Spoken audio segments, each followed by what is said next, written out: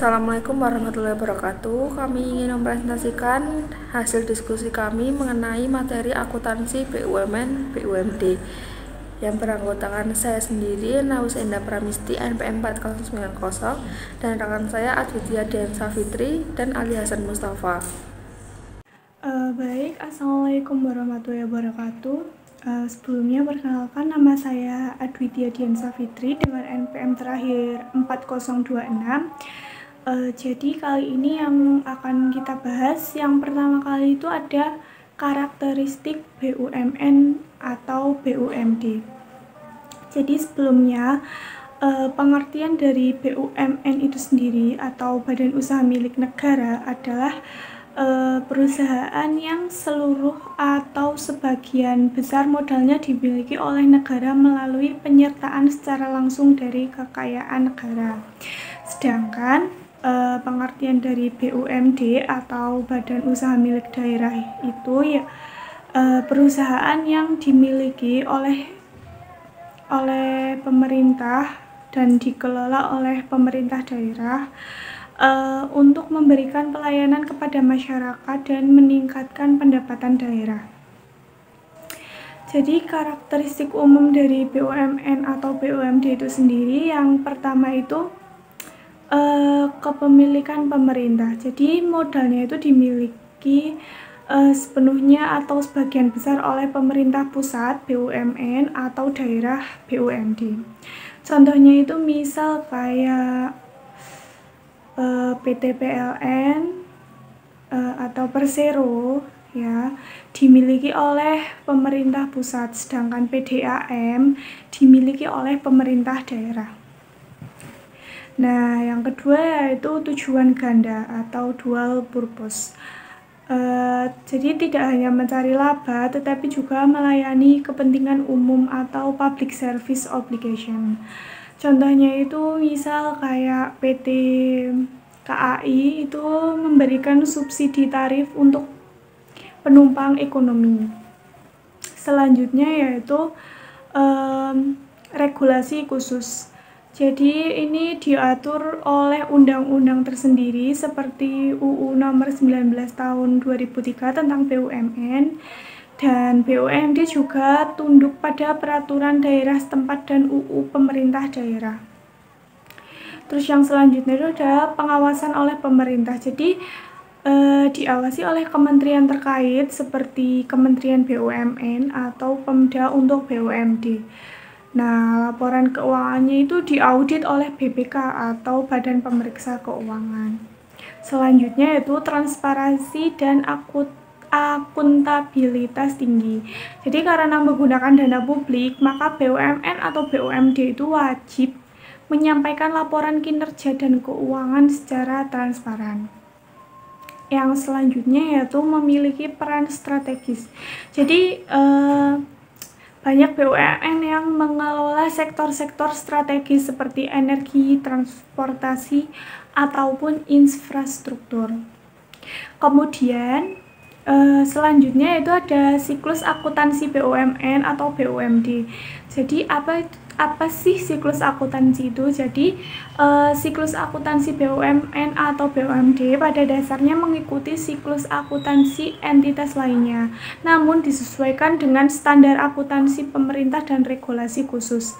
Jadi siklus ini mencakup beberapa poin, yaitu yang pertama pencatatan transaksi atau jurnal.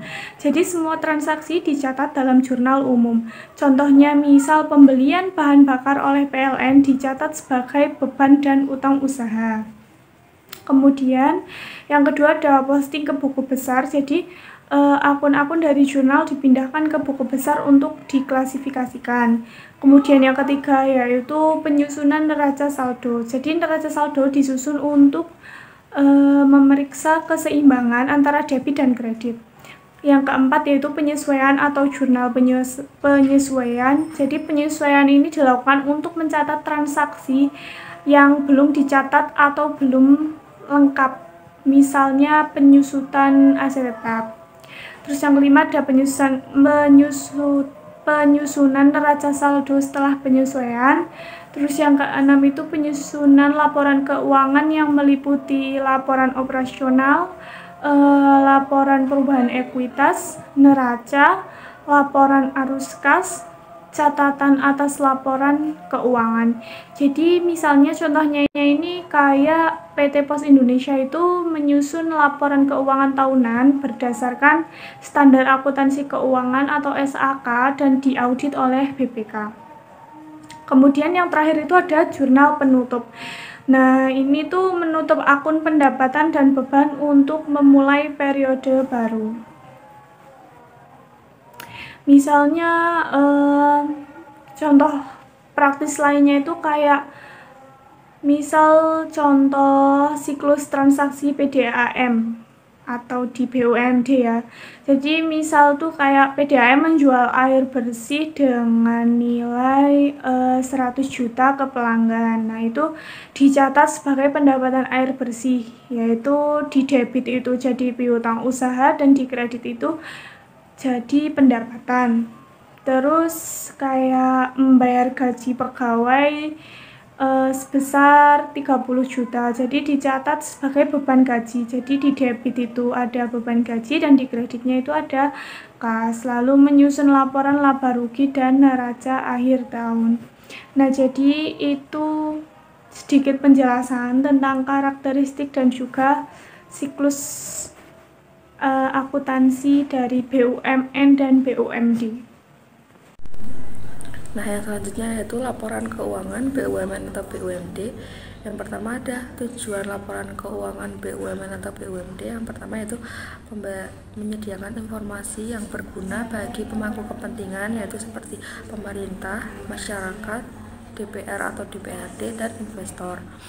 Yang kedua yaitu menilai kinerja manajemen dalam mengelola sumber daya. Yang ketiga yaitu menunjukkan akuntabilitas dan transparansi keuangan.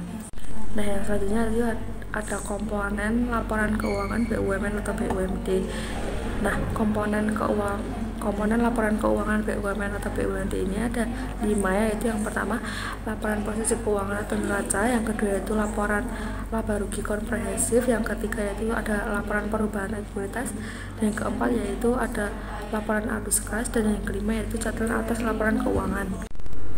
Nah, yang pertama adalah laporan posisi keuangan atau neraca, yaitu yang berguna untuk menyajikan informasi tentang aset, liabilitas, dan ekuitas pada suatu tanggal tertentu, dan tujuannya untuk menunjukkan kondisi keuangan perusahaan. Nah, yang selanjutnya itu laporan laba rugi komprehensif, yaitu menampilkan kinerja keuangan dalam suatu periode.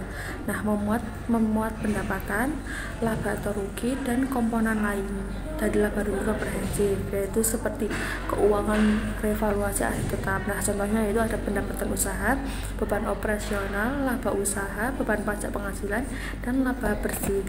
Nah, yang selanjutnya ada laporan perubahan ekuitas. Nah, laporan perubahan ekuitas ini menjelaskan mengenai perubahan modal dan ekuitas selama periode berjalan.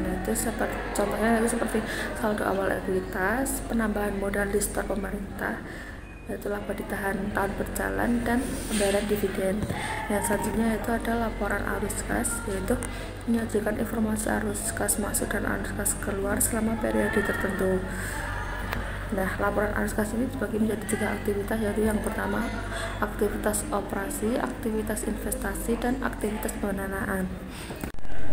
Nah, yang terakhir yaitu ada catatan atas laporan keuangan. Nah, catatan atas laporan keuangan ini menyediakan penjelasan atas angka-angka dalam laporan utama dan menjelaskan kebijakan akuntansi yang digunakan, rincian saldo, dan informasi penting lain seperti kontingensi, komitmen, dan pengungkapan resiko.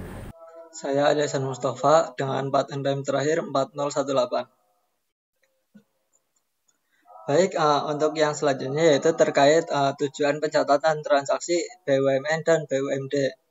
Nah, ada 4 tujuan transaksi BUMN dan ada 4 tujuan pencatatan transaksi BUMN dan BUMD. Yang pertama yaitu menyediakan informasi keuangan yang transparan dan akuntabel. Kemudian yang kedua yaitu menilai kinerja perusahaan sebagai dasar pengambilan keputusan oleh manajemen dan pemerintah. Dan yang keempat yaitu memenuhi kewajiban pelaporan kepada publik, pemerintah, dan pemangku kepentingan lainnya. Nah, kemudian terkait pencatatan transaksi BUMN dan BUMD. Nah, secara umum BUMN dan BUMD menggunakan sistem pencatatan berbasis akuntansi akrual. Sistem ini berbeda dengan sistem kas biasa yang hanya mencatat transaksi saat kas benar-benar diterima atau dibayarkan.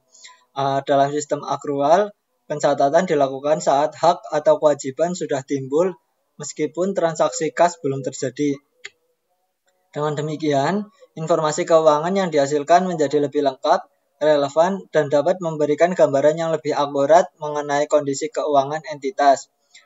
Sistem ini juga memudahkan dalam melakukan analisis kinerja keuangan dan pengambilan keputusan manajerial yang lebih tepat.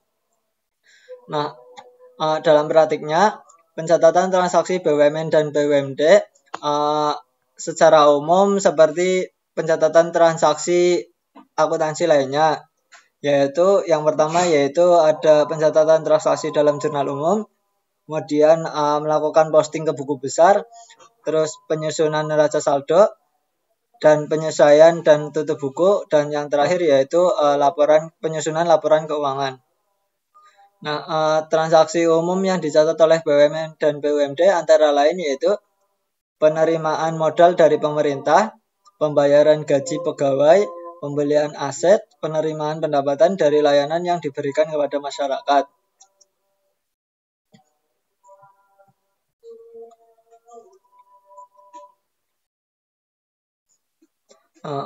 Untuk memastikan pencatatan tersebut dilakukan dengan benar dan sesuai dengan standar yang berlaku, BUMN dan BUMD diwajibkan mengikuti standar akuntansi tertentu.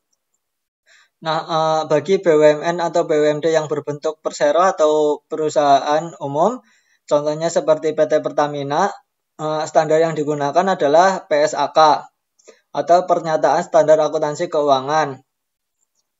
Nah, PSAK ini disusun oleh Ikatan Akuntan Indonesia atau IAI dan mengacu pada standar internasional yang dikenal dengan IFRS atau International Financial Reporting Standards. Nah, penggunaan PSAK ini bertujuan agar laporan keuangan yang disajikan bersifat umum, transparan, dapat dipercaya, dan dapat dibandingkan secara internasional. Dengan demikian, pihak-pihak eksternal seperti investor, kreditur, dan pemerintah dapat memperoleh gambaran yang lebih jelas mengenai kondisi keuangan perusahaan tersebut. Nah, sementara itu, BUMN dan BUMD yang berstatus sebagai Badan Layanan Umum atau BLU atau juga Badan Layanan Umum Daerah atau BLUD menggunakan standar akuntansi pemerintahan atau yang disingkat SAP. Nah, SAP ini disusun oleh Komite Standar Akuntansi Pemerintahan atau KSAP dan ditetapkan berdasarkan Peraturan Pemerintah Nomor 71 Tahun 2010. Standar ini juga berbasis pada sistem akrual dan bertujuan meningkatkan kualitas pelaporan keuangan sektor publik dengan fokus utama pada transparansi, akuntabilitas, dan pertanggungjawaban kepada publik. SAP ini memungkinkan pengelolaan keuangan BLU dan BLUD menjadi lebih efisien dan efektif dalam mendukung pelayanan publik.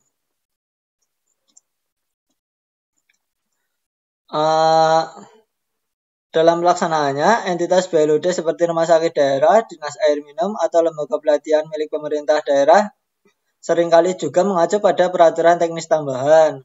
Salah satunya adalah Peraturan Menteri Dalam Negeri atau Permendagri Nomor 79 Tahun 2018 yang memberikan panduan mengenai fleksibilitas pengelolaan keuangan tanpa mengabaikan prinsip akuntabilitas dan efisiensi yang wajib dijaga dalam pengelolaan dana publik. Dengan penerapan pencatatan transaksi yang tepat dan konsisten serta penggunaan standar akuntansi yang sesuai, BUMN dan BUMD dapat menjalankan fungsinya secara profesional dan bertanggung jawab. Hal ini sekaligus memastikan bahwa dana publik yang dikelola digunakan dengan efisien dan efektif serta transparan juga. Nah, implementasi yang baik juga menjadi fondasi penting dalam membangun kepercayaan publik terhadap pengelolaan keuangan negara ataupun daerah. sekaligus menjamin keberlanjutan usaha milik negara dan daerah tersebut agar terus berkembang dan memberikan manfaat yang maksimal bagi masyarakat luas. Nah, sekian presentasi dari kelompok kami. Bila ada kesalahan mohon dimaafkan. Wassalamualaikum warahmatullahi wabarakatuh.